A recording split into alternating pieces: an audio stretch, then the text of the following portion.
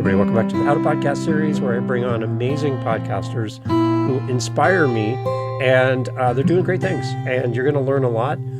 Tim's here on the show. We connected through, I believe, Podmatch, which is amazing. So, Alex, thank you to the team for all that you do.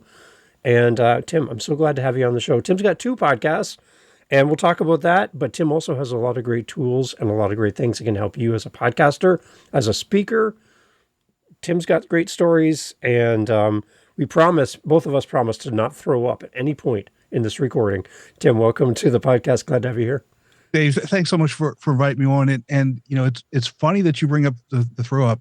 I've got more than one throw up story, just so everybody knows. Okay. All right. Well, we got to share at least one of them. Come on. Okay. I remember I watched you. You talked about getting up in front of an audience, and it just kind of happened. So can you explain what happened? Kind of give us a little backstory. Come on. So I just gotten out of the military. I'd spent 3 years in the Army as an airborne infantry soldier. And, you know, I go off to college. I'm 21 years old, and I know everything at this point, right? Nobody's going to tell me anything at all. I've got it all. And as a freshman, you know, you get scheduled for this human communications public speaking course. I said, nah, I don't need that. I already know how to do it. And then when my advisor says, if you don't take it, you're not going to graduate. When I registered for it, the very first time I came to speak, you know, I was a wreck, and I couldn't figure out why. I had no idea why, because again, I've been in the military. I've been in charge of a squad. I've been an athlete, you know, talking to people and leading people, you know, almost, I say my entire life. I'm you know, 22, 23 years old at this point. And I don't know where it came from, but the whole idea of standing up in front of a group of people and talking to them just overwhelmed me. And this is before PowerPoint, this is before laptops. This is a long time ago, but I had an overhead projector with a transparency. So, you know, most, I don't even know if half the audience is going to know what that is, but, you know, and as soon as I started talking, I threw up. I literally threw up in class. And the worst part about it is I wanted to be a teacher. You know, so how are you going to be a teacher if you can't stand up in front of a group of students, 30, 35 students, and give a 5-minute speech? It's just not going to work. Right. And so, you know, that's kind of what really started my journey into this area, which it's, you know, I tell people I'm still a work in progress, still trying to figure it out, you know, but I think everybody is still trying to figure out the communication piece and how to get better at it. And it's something that we all have to work on every day. It's interesting because as podcasters, people come to podcasting for many reasons. We have coaches, doctors, lawyers, people who do a lot of great things in the company and the business that they do. But when they come to podcasting, a lot of people that I talk to starting a show have never been on a microphone before. They have no idea how to do what we're doing right now. Right. They don't know how to be a guest. They stumble over their words. They're caught up in all their crutch words, everything. Everything seems hard. And in that moment, it's almost to the point where they're like, when you in the class standing in front of the 30 to 35 students, be like, you know what, I'm not going to do this. I can't do it now. I'm not going to do it in the future. This is not for me. And they walk out of the room. I want to keep people in podcasting as long as it works for them and it serves them and for them to find the confidence to find their voice. Right. For you as a speaker, how long did it take you to actually hone in and find your unique voice? Oh, man. You know, Dave, that's a great question. It took a while. You know, for me, I actually started teaching, 1995. And I would say, you know, my first 2 years, and I was teaching in public high school at the time. I would say my first 2 years in public high school was horrible. And it goes back to, you know, I'm somebody who's a continuous learner. I'm always trying to get better, you know, whatever it is. And I was back then too. And I would go to people like my principal, and I would say, will you please come in and observe me? Tell me how I can get better. Tell me, you know, give me something. And she came in the first time after I'd been teaching for like a month. She said, you're doing great. And I said, okay, first off, that's a lie. Second off, I know I know you're not somebody who I'm going to be able to rely on.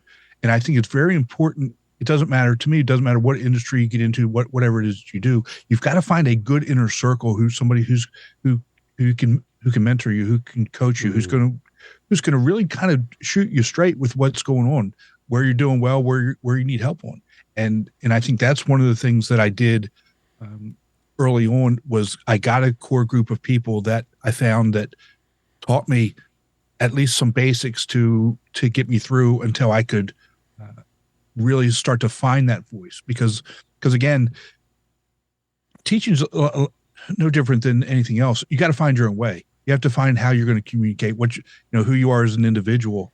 And it does take some time to do that. And that's kind of how I would mentor teachers, how I mentor professors in that perspective.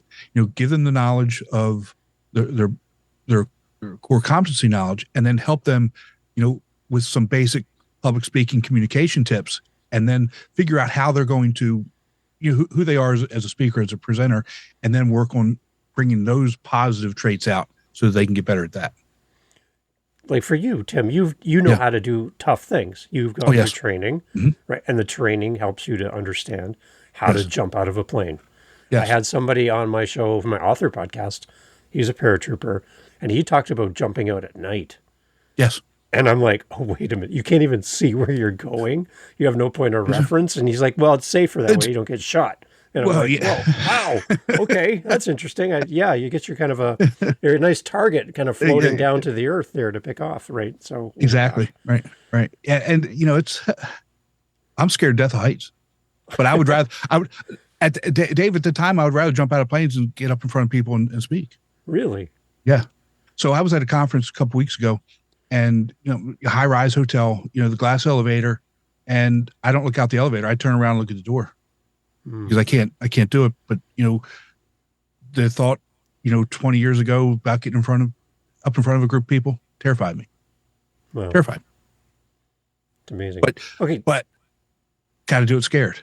Yeah. I mean, the only way you're going to get better at anything that you have some sort of anxiety of, whether it's going to the gym, staying up in front of people, whatever it is, the very first step is you have to be willing to do it scared. So you have a unique perspective from on stage to being a podcaster. What do you think is the same? What carries over, which is similar between the two, and what's completely different between speaking on stage and doing your podcast? The preparation. And I wrap a ton of things up into preparation, and I'd like to get your perspective on this as well in a second here. But to me, it's preparation. It's preparation on the audience first and foremost. It's preparation on the content. It's preparation on the setting. So for me, presenting in a situation like this is very different than if we were doing this live, or if I was on stage doing a question and answer. Right? How I look, how I move, how I speak, the hand gestures. And I tell people a lot when I coach them, for me, and again, we all have to have our own things. For me, I'm much more comfortable now in person than I am on camera. And who would have thought that, 20 some years ago, right? Right. A little over a year ago, I couldn't take a selfie because I didn't know where to look. Right. Right. And now with technology, we do so much online. If let's just say, for example, my setup is a little bit different than a lot of people's. If I look at the camera that's down here, as opposed to looking at the camera here, all of a sudden we've disengaged and you lose the audience. So so when I say preparation, I am a preparer, so that I know what's going to happen. And that way, if something happens out of the ordinary, it's a real easy, most time it's a real easy switch to, okay, I can handle that and just move on without a whole lot of disruption. Okay. So what are your thoughts on that? Yeah, for me, I think the biggest thing that I learned early on as a podcaster was how to listen better. Because my mind would be spinning with technology. What's the next question? Am I doing this right? Am I still recording? Did I hit record? Like all these things are going on in my brain. While my guest is talking, I'm not listening to them in that moment because I'm so caught up in the Dave side of the conversation, not so much my guest side. So Tim's doing this great thing. He shares something great, and it's a perfect, pitch right across the plate. I don't even acknowledge it. I move on to the next thing. And my audience is like, that was a great setup for a continued conversation, and Dave completely missed it. He completely ignored his guest in the moment. No follow-up, no. Explain no, but yeah. So I hear people say well, that was the day. Actually, that was the day when I almost died. My car went off the cliff. And the host is like, question number 2. What's your favorite color, Tim? And you're like, wait a minute. Right. The car, the cliff, can we go back to that? Because you just Exactly. ignored all of that. So that kind of frustrates me from a listener's perspective, and I didn't want that to follow me into my show. So for me, listening was the key thing that I really honed in on earlier, to stop thinking so much while my guest is talking and listen to them, acknowledge them. Don't be busy doing busy things. My guest is going to pick up that I'm not interested in what you're saying because Dave's playing around with my keyboard and I'm looking for my pen and I'm not even looking at you while we're recording, right? And I notice my guests, they'll just slowly stop talking and they'll just give shorter answers because there's no dialogue happening in our body language. And I know you talk about that on your podcast. I know you talk about that on your website, but our connection as humans, even though we're virtual, how do we create that bond? What do you suggest for a podcaster to have a great interview with a guest? Do you have any tips? Well, I think number one, you nailed it, is you have to listen. And that's good for any type of communication. And listening to whoever it is that you're communicating with, and I think you really kind of laid it out there. But then to take that a step further, depending on that situation, how we listen. And like you said, that eye contact this way. And, when we're in person, it could be a lean in, it could be a shrug. It could be, oh my goodness. It could be whatever it is to really show that you're invested in that individual or that group of people and let them know that they are the most important thing that's going on in your world right now is listening to what they're saying. Right. You go to a conference and you meet your idol. I meet you, Tim. I'm like, oh my gosh, I got Tim. And I'm standing in front of you. I'm like, Tim, I love your show. Speaking with Confidence. Such a great podcast, blah, blah, blah, blah. And Tim is doing what? Looking past me at the person behind me that Tim wants to talk to, ignoring the person in front of him in the moment because I'd much rather talk to that guy or to that woman over there. But meanwhile, you have somebody who just loves your show and you're not connecting with them at all. Even in real life, it can happen. Right. It does happen. And I kind of felt that or saw that at this conference that I was at a couple of weeks ago, not necessarily, I don't want this to come off the wrong way. Not saying that people weren't overlooking me, but I saw people talking to people and overlooking, because it's one thing I do is I watch people. I watch body language. I watch other things that are going on. It's because I'm truly an introvert. Right. Yeah. And so one thing about introverts is we truly look at what's going on and we evaluate things on a different level. And then we decide when we want to engage and how we're going to engage it. And with those types of people. And if we see somebody who is like that, who's not necessarily engaged in that conversation, is looking for somebody else, one of the things that we do is we will disengage with that person and not choose them. We'll go somewhere else, because when we do engage, we need to be that focus, because that's what we need as introverts. Yeah. So I asked earlier about the similarities between speaking on stage and a podcast, but also the differences for a speaker that's listening to us that wants to have a podcast. Can I just be Speaker Dave on a podcast, or is a podcast different? How is it different than speaking from stage? So to me, it's different in a couple of ways. And it's not just the delivery method, because when you're on stage, you're getting feedback. You're getting real-time feedback, right? You're seeing if somebody's nodding off. You're seeing if they're checking their phone. You're hearing them clap. You're hearing the payoffs, right? And I call them payoffs. I mean, other people may call them what? Like if you tell a joke, they may laugh, or if you say something that's shocking, they may sigh, or they may whatever that is. Yeah. But when you're a podcaster, if you're a podcaster doing a solo show, it's you talking directly to the camera. Right. There's no, that's all there is, and you have to make sure that you're delivering that message with the ebbs and flows that you would normally have, and you don't know if they're going to pay off at all. We briefly talked about this a little bit before we came on. How do we know if our show's doing well? I mean, we may get some interaction with our listeners via email. They may write reviews and this, that, and the other thing. But how do we know, like halfway through episode 17, did that message really hit? Yeah. Did that message really land? Yeah. And so being a podcaster, it's very it's difficult. Now, when you have an interview show like this, I can see you and I can watch your facial expressions and we can see those types of things, but that doesn't necessarily translate into how the audience is going to receive that message, which is it's difficult. And it's the word I'm looking for. I'm not saying that we put it out in hope and pray, because again, if we've prepared, we know that what we're providing, the information that we're providing, is of value. We just don't know if it's truly landing the way we want it to land. Yeah. Yeah. And then I guess the big thing that I always like is when I meet somebody in real life that I listen to, I've seen on video, and I come and I meet you, Tim, at a conference. Yes. And you're the same person that I hear in my ears, or I watch on my screen. Mm-hmm. You're the same person in real life. You're not like hey, everybody, and kind of this thing, and you're like this bigger than life person.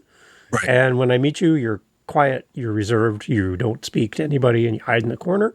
As an introvert, that's where I live, in the corners of the room.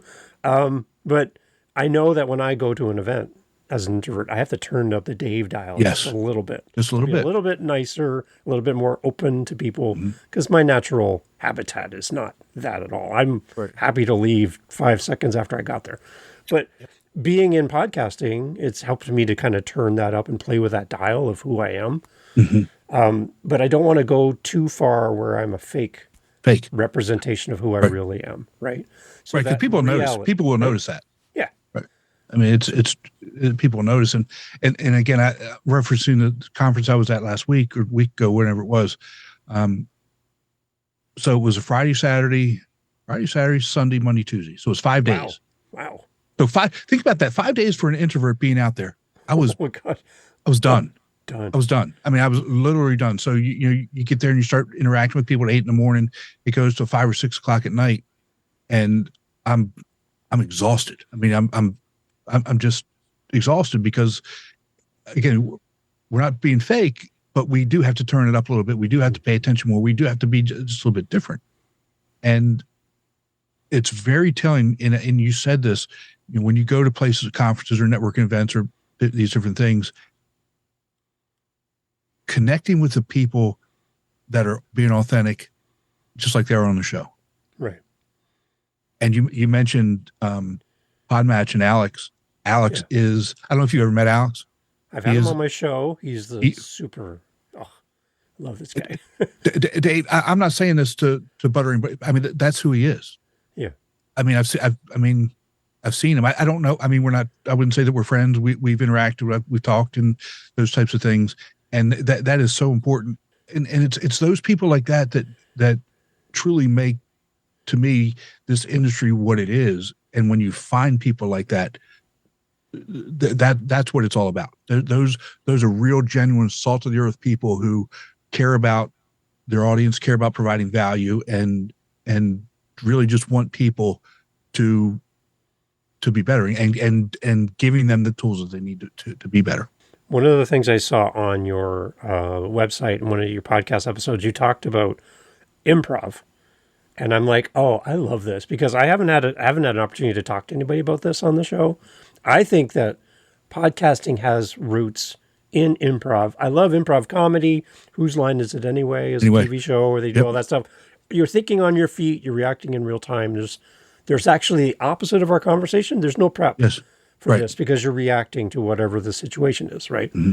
So as a guest, I can prep, I can listen to your show, I can get an idea of what you might ask me, but I really don't know. I don't know what's coming next as a guest, just like we're doing right now. So in that, I'm reacting in real time to the question in front of me, and it's kind of like improv a little bit. Yes. But can you expand a little bit more on that specific episode? We'll link it in the show notes. But a little bit more around your idea behind that episode and why you did that episode for your show. Yeah, so one of the reasons behind that was to take some of the pressure off of people who want to be perfect all the time. Who think that, if they don't say the right word, if they don't say it the right way, the whole thing is a mess, and they're going to look stupid, and people are going to judge them. And the whole idea of that was to let some of that go, and just relax and be in the moment, and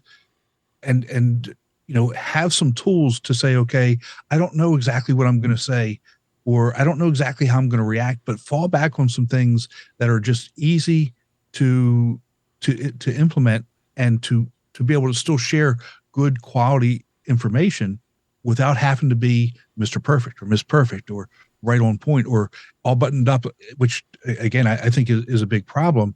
That people want to see who you actually are. And it's the authentic piece of you that comes out. And that was kind of the big thing there.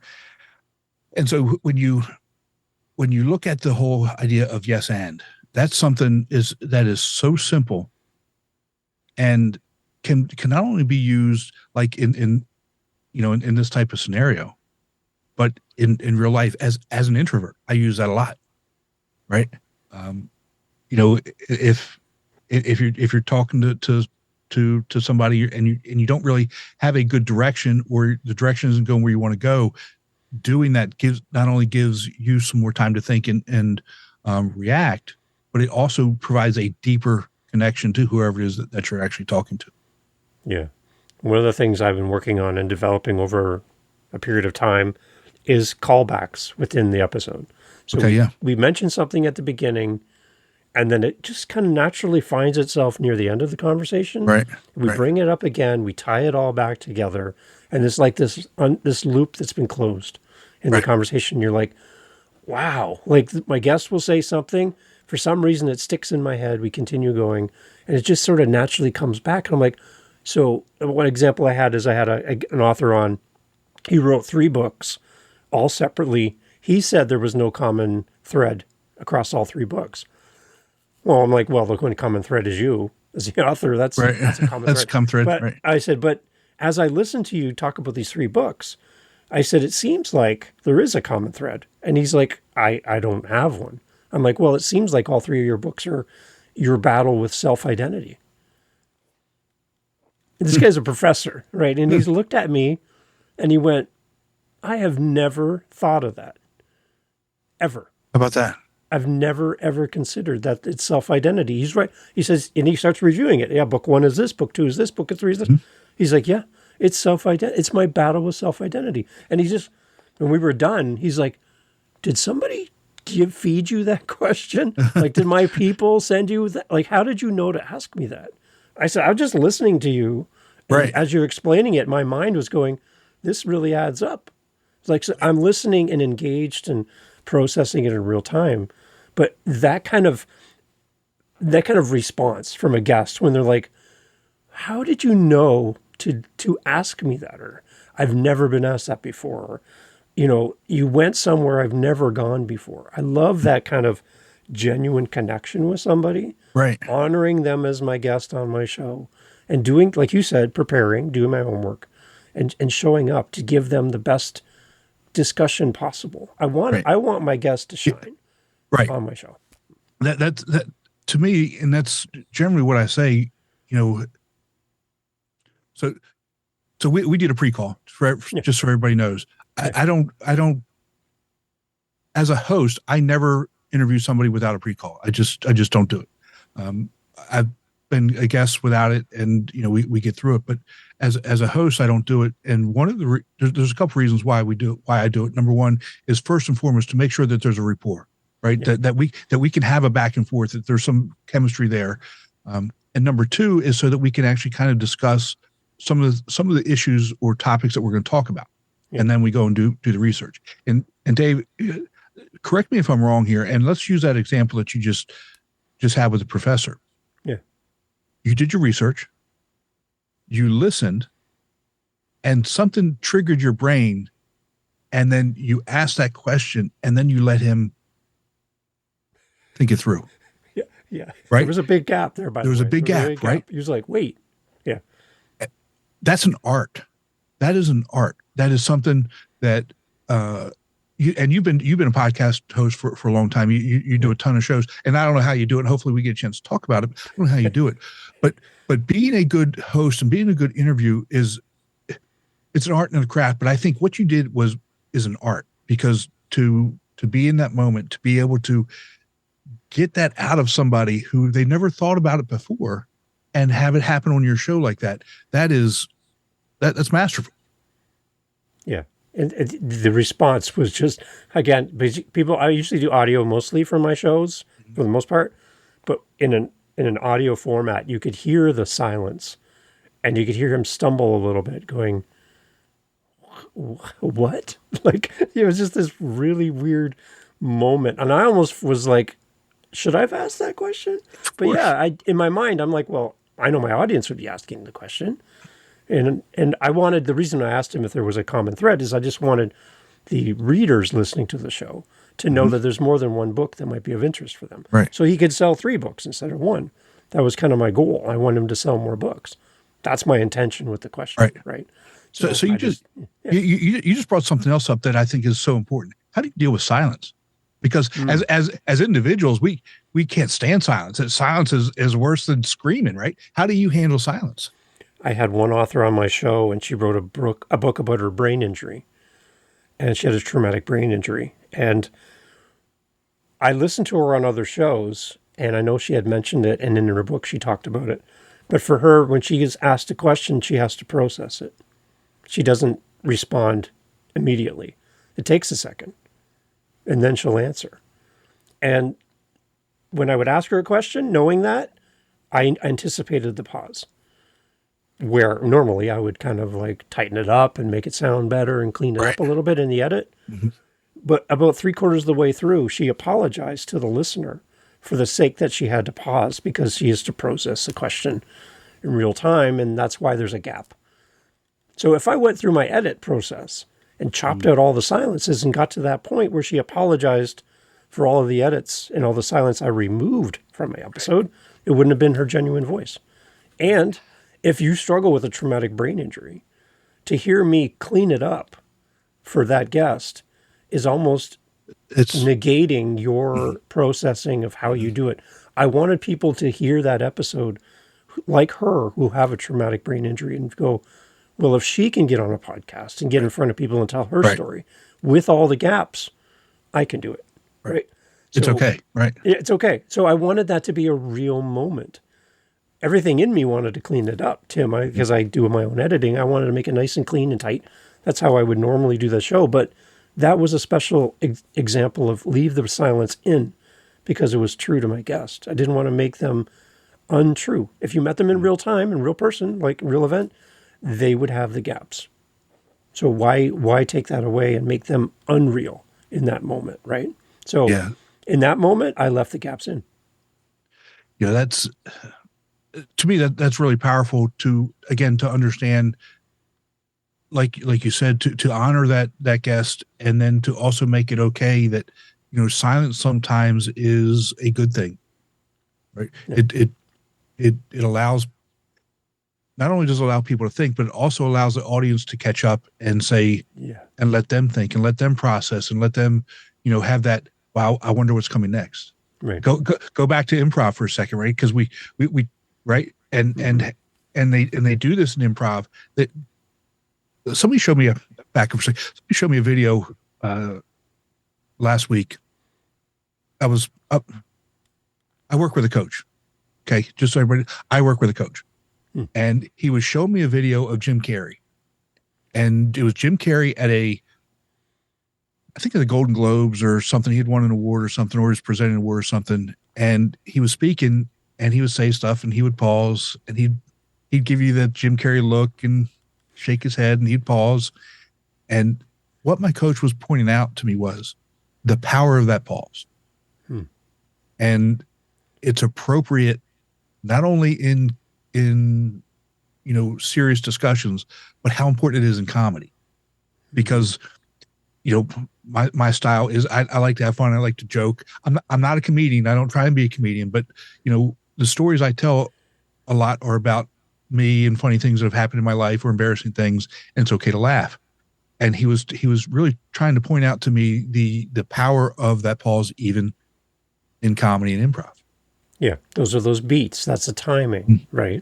Right. And anyone that's up on stage can really help to hold your attention if they have that sense of timing.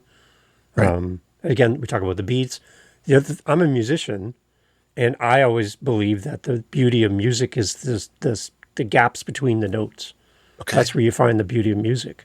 right? So when a band's up there playing and they're all in, and then all of a sudden the band stops, and the crowd, what's the crowd do? They start screaming, right? Right. Because the song just abruptly ended for no reason, and then they start building the song back in, instrument by instrument. Everyone kind of joins back in and brings the room right back up again. Right. You listen to any song list, any set list at any band, any concert, you'll see the highs and the lows, and there's that flow. It's not one speed the whole time. It's not really, really slow. It's not really, really fast. You got a fast song, a slow song, medium song. It builds. There's an ebb and flow that happens for music. Speakers, don't get on stage and just blow through one way all the way through. Don't get up there and just wing it because, you know, you have an opportunity to wing it and have memorized this speech. Right. It's an audience, right? It's an They're audience. there for you. And you know, go back here for just a second now. One of the things that he's trying to drill into my head is, let's just say you've got a 30-minute speech. What he wants me to understand is, for a 30-minute speech, I need to have 30 payoffs, averaging a payoff a minute. Now, a payoff could be a laugh, it could be a lull, it could be a sigh, it could be anything that's actually changing somebody's emotions, where they get an emotional reaction out of it, and that's really how you keep an audience engaged. Now bring that into podcasting. Okay, it's the same, but it's not the same, because again, we want to make sure that our guests or our audience is listening. Let's just say our episode is 30 minutes long. We want to make sure that they're listening from opening to closing to get the full value of everything that we're talking about. And in that, we've got to make sure that there's those emotional payoffs along with the value payoffs that we're trying to give them. And so how we incorporate those, it's really, really important. And to me, it's a lot harder to do that from a podcast perspective, again, because of what I mentioned before. We're not seeing it. We're not hearing it right away. And so it's a little bit more difficult for that payoff. Yeah. Especially if you're solo. If you're a solo podcaster and you're doing audio only, that connection with the audience is a big lift, especially when you're just learning how to do this, because how do you show up on the mic without sounding overly scripted, where you're just doing a reading, basically, like an audiobook? How do you get to the emotional side? How do you show who you really are when you don't have a visual? That's another challenge for podcasters as well. So, and it's funny you say that, again, because I told you I've been on the road and I don't do any recordings when I'm away. And so yesterday, last night, and today, I've done some batch recordings. And, you know, behind me, behind the screen, it's another part of the office. And last night, my wife was in the office as I was recording. And I asked her how it was, because all she could do was hear it. She said, no, just no. Really? Yeah. Oh, no, I think it's awesome. I think it's great. I would much rather her be honest with me. Yeah. And okay, let's go back and redo it. Let's figure out a better way for it to come across, because again, she's not seeing my face. She's not seeing the body language. All she heard was the audio piece of it. And again, I've got a coach, and this is a little bit different. I did a 3-minute story. I was just practicing telling stories, and this was the first run at this story. And she said, well, no, you got to do better at that. I said, I'm not worried about all of it. All I'm worried about is the content of it. Is the content what we want to say? And then we can go back and we can work on, you know, the voice inflection, those other things. But content really has to come first. And she said, okay. And then I did the one of the episodes. But so like my solo episodes like that, like improv, or the one I was doing last night and today, I will read through it, because I do script that out, because I want to make sure that we're good. I read through that probably 75, 80 times before I ever turn the mic and recording on. Yeah. Because it has to flow well. It has to be, words have meaning. They have, and they've got to work well together. And then I'll probably record, 3 or 4, and then mix them down. Unless my wife says no, then I got to start all over again. You have a built-in coach right there with you too. I like that. Yeah, but it's good. I mean, it's I think it's I think it's critical. Going back to the idea of lifelong learning, having a coach, having a mentor, having somebody who's going to be honest with you is so important in our growth. I don't want people around me that are just yes people, because we don't get better. We don't get better that way. Yeah. And I get that. I get people reaching out to me saying, can you listen to my podcast and give me feedback? And I'm like, do you want feedback or do you want praise? Mm-hmm. What do you want? Because What do there's you a want? difference. I can just focus on all the good things you're doing and make you feel happy and good. Right. But if you want to grow, I'm going to give you feedback. There's a difference between Right. feedback and praise Right. for me. Right. So that's kind of my first response to them. And then I know whether they're open to tweaking and improving, or if they just want to be patted on the back in the moment, which is fine. Yeah. I need to know what you want. But I don't have to listen to the podcast to do that. Yeah. Right. Oh, Yeah. Oh, you're doing really good. Keep it up. Yeah. Right. I mean, Yeah. let's right. not waste anybody's time. I mean, Yeah. but I'm like you. It's funny. The story I was actually telling is the difference between styles. My wife is a nurturer. I'm not. I'm a get over it, fix it, and drive one person. And I'm not going to come rub your back and tell you it's going to be great. I'm just going to say, okay, you're doing well here. We got to fix this over here. This is the way we're going to fix it. Let's get after fixing it. Yeah. I like it. One of the other things I caught on your website was your confident connection formula, your elevator pitch. Yes. And I think as podcasters, we love our words. We love our 45-minute episodes. Talk. But that elevator pitch, the relevance of having an elevator pitch for your speaking or for your podcast, why is that on your website? Why is that so important, Tim, to have that elevator pitch for what you do? Well, for a number of reasons. Let's just start initially with podcasts, because new listeners are going to listen to the first minute. If you don't engage them in 30 to 45 seconds, they're clicking off.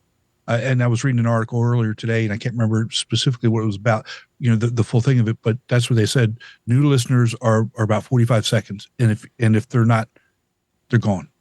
Yeah. Just like that. And they'll never come back. So that's really all you have. So what's your hook? What's the value proposition that they're going to get out of listening to your podcast? That to me is why it's so important. So number one, they're going to know what the podcast is about and what they're going to get out of it. Period. Yeah. Now, when you're in person at giving a presentation or a networking event, what have you, networking is not going in and exchanging business cards.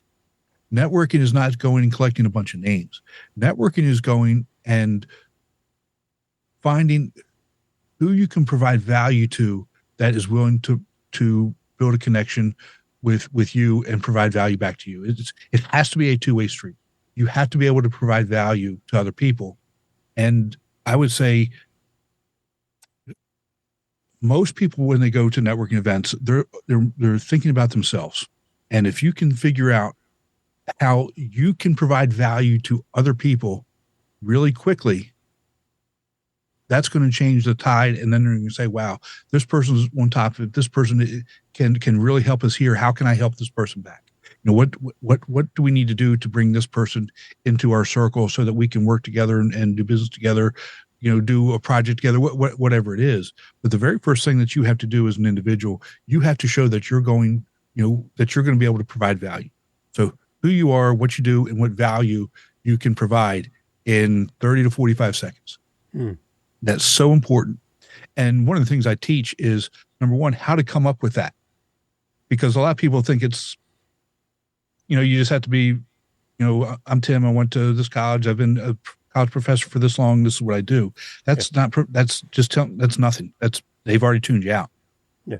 What's your hook? How are you going to get them? And so I teach people how to get that hook, but then I teach them how to take that and be able to change it for different scenarios. How you're going to introduce yourself. What's that value proposition over here as opposed to over here? Yeah, it's for me, it's reframing the idea of who benefits from this conversation. Right. So if I come on your show, Tim, if I come in with the attitude that your audience is lucky to have me as a guest on this show, that's not going to work. You show up as a host going, you're lucky you found my podcast. That's not going to work. We want the audience to go, I'm lucky I'm here because I got to hear this from Tim on his show. We want the audience to be the ones that benefit the most. And when I meet with guests that are first time guests to coming on my podcast, I tell them, I love that you're going to come on my show. I want you to know the most important person is not here in the moment right now as you and I talk. Right. They're going to show up later. So as long as you and I agree that they're the most important person in this conversation, then we can move forward with this recording. That's who we're here to serve. And if at any point we start shining the light on ourselves or navel gazing, right, and ignore the person that's going to listen later, then this is not going to give you the results that you're looking for coming on my show. The best results are going to come when we connect with that person who's pressed play and they're still here right now. That's the person we want to connect with. And what they also have to understand is that person may not show up for another 10 years. Right. Right? Right. Yeah.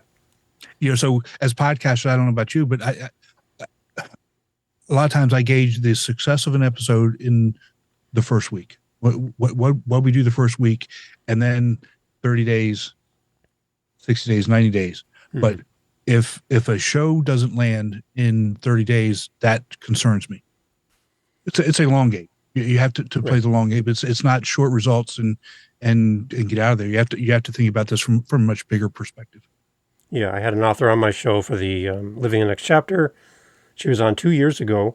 She got an email she lives in the U.S. She got an email from a book fair festival in Germany. They're like, we'd love for you to come and speak at this festival. And she's like, how'd you find me? Oh, Living the Next Chapter 2 years ago, you were on that show. And we heard the episode now, and we want you to come out to Germany. So she emails me. She's like, 2 years ago, I was on your show. And now I have this new opportunity because I came on your podcast and someone in Germany heard it. She's like, this is insane. This is crazy. She's like, I've never been to Germany. Okay. Let's hop on a plane. Let's go. Germany, right? Like, exactly. All because of a podcast. So your thought about the delayed results that could come later. If you're showing up as a guest and you want instant results, it might not be for the entire audience. It might not be instantaneous. So just have that perspective as well. And the other thing I told my wife this, last week when I got back from traveling, she asked me what my strengths were from being a podcaster. And I said, well, I know what one of them is not. I have to get better at being a guest. And I have to get better at making sure that the value that I'm providing is the value that that audience and that host really wants me to provide, and make sure that I'm articulating that. So, how I say it to you may be different than how I say it to another show and their guests, and making sure that value is always there. And as guests, like you said, it's not about us. It's not about the host. It's about, again, making sure that we're providing that value to the audience. It's so important. Yeah. Anything unique that you do as a guest in preparation that you don't do specifically for your own show as a host? I try and do what I ask other guests to do in terms of, if I'm telling a story about a certain thing, make sure that I don't necessarily tell the same story. Okay. To get the point across. Yeah. So, we came on, I've got a couple throw up stories. Yeah. When it comes to presenting. Interesting thing to collect, by the way. A bunch of stories. Yeah. But I wish I didn't, but it is what it is. So, as a, for example, I was at a conference presenting, and it was a group presentation. There were 4 of us in the group. It was an hour and a half long presentation, and I had the flu. I was sick. I was so what I'm not going to do is I'm not going to not show up. Right. I mean, I'm a professional. It's my responsibility to be there. It's my responsibility to not let the team down, to make sure that I'm presenting what I'm supposed to present. And I'm white as a ghost. I'm ill. And my part was kind of probably first half, but I didn't leave. I stayed there. And as soon as everything was over, I felt it coming, and I rushed out and opened the door, and it was to a back hallway, and I threw up right there. And the point is, it doesn't matter what's going on. Your responsibility as a presenter is to your audience. You've got to do what you need to do and get through it. When I was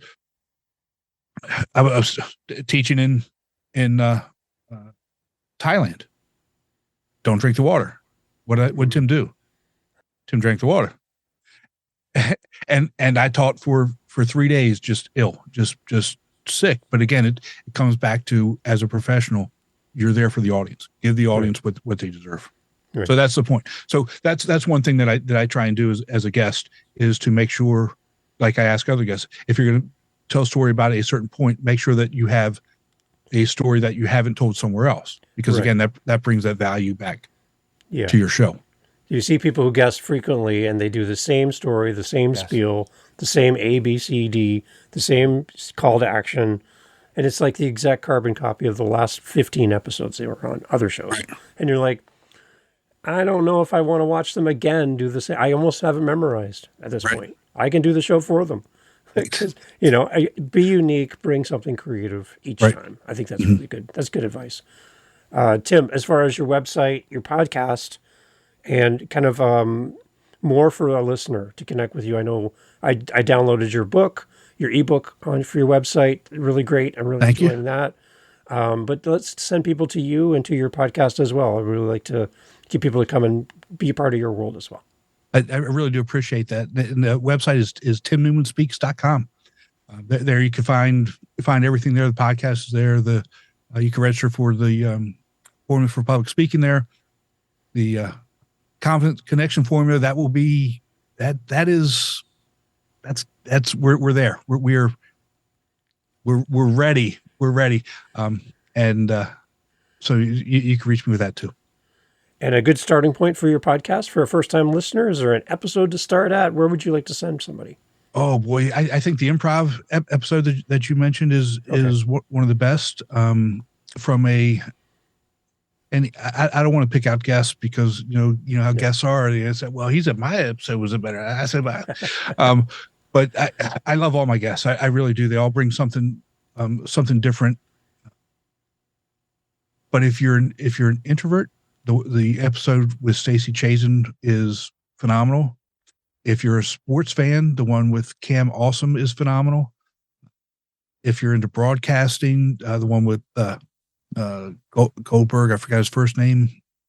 But they're all good, and I try and pick guests from different areas to show that we're all the same, and that's the other beauty of this is from podcasting that I love is I'm talking to people all over the world. We all have the same issues.